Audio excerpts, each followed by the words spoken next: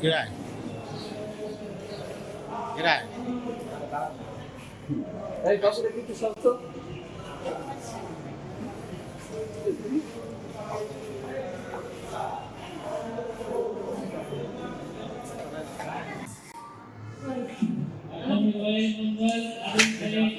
আর কি হয়?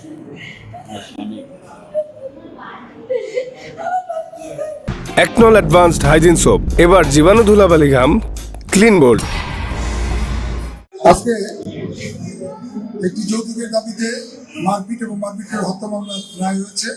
এই মামলাটি ইনফরমেন্ট ছিলেন হলো আয়ুব শেখ।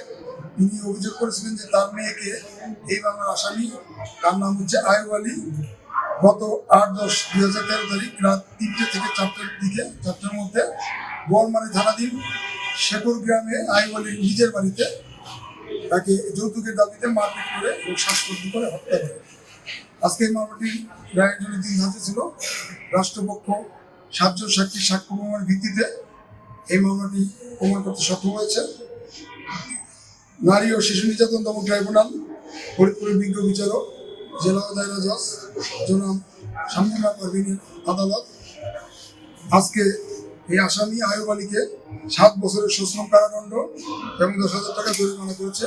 অনাদায়ে আরও 6 মাসের কারাদণ্ড প্রদান করেছে।